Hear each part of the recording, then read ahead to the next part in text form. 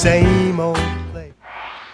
Hey, I'm back. It's me again, Thelma. So,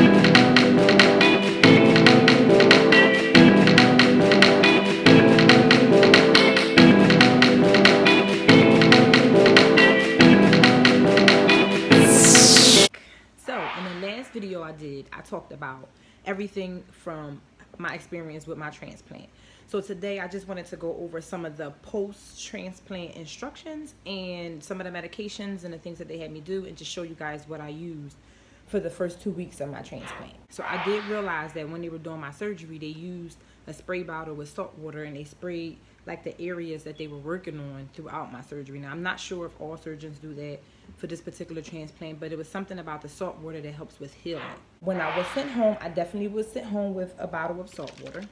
And then every night I had to wash my hair. So when I washed my hair, after I washed it, I would pat dry it. And then I would spray the salt water. They say not to dry the salt water off. It just got real hard and tight. And a lot of times, to me, that's what made it hurt a little bit. Sometimes I would have to go back and wet it a little bit to loosen it up. But they wanted me to make sure that I put this salt water every day for those 2 weeks to help with the healing process. The other thing I had to have on handy was a sponge, a soft sponge, something soft. You can't do too much scratching and pushing at the... So they just had you get a sponge and you lather it up with your type of shampoo. I asked them, like, well, do I use soap? But they were like, no, you can use shampoo. So what I would do is lather up my shampoo, pat, around the sides of my hair until I see a lot of suds there. Pat back here, and then do it like a soft up and down motion for it on both. They said use either baby soap like Johnson's & Johnson or something like that to wash everything, because it's really light, or something that was light and lights in it. So I actually use a little bit of my son's Baby Johnson lotion. Now those first couple days, like I said, was horrible. I'm not really someone that like to take medication a lot. It's weird. Like, I'll have a headache and my husband be like, did you take something? I'm like, no, I'm just lay down. So I'm weird like that. He's always like, why you like to suffer? I just rather not be dependent on medication. However, if I need it, if it gets to the point that I have to take it, then I'll take it.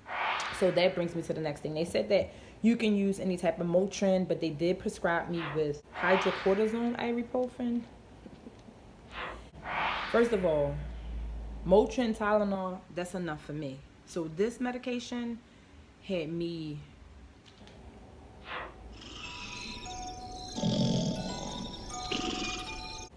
I'm not even exaggerating. Like, I literally, like, one day I wanted to get up and I was just sitting there on a chair, but I couldn't move. And I was just like, get up, Thelma, and I couldn't get up. So with that being said, this may work very well for others.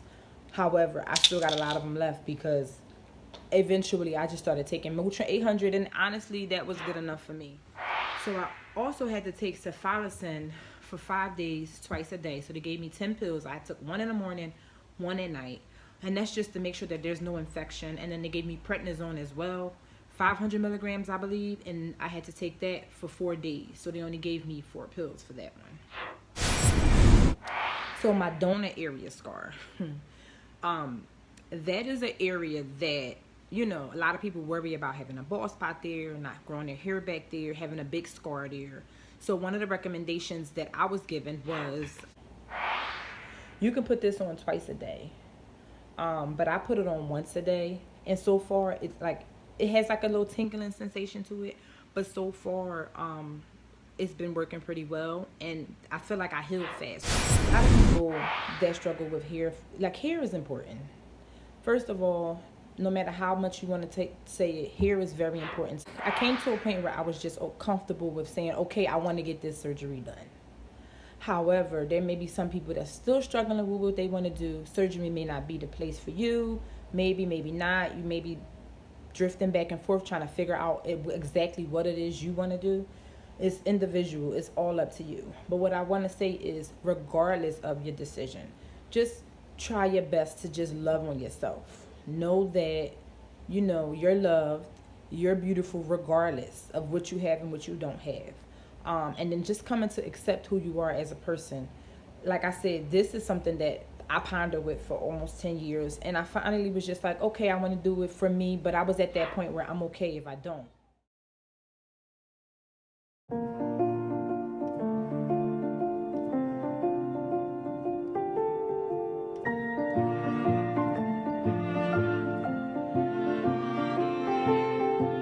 Once again, thank you for watching. I hope you enjoyed it. I hope this helps somebody, anybody. And if you have any questions, feel free to comment in the bottom and I'll be sure to get back to you. Have a blessed one.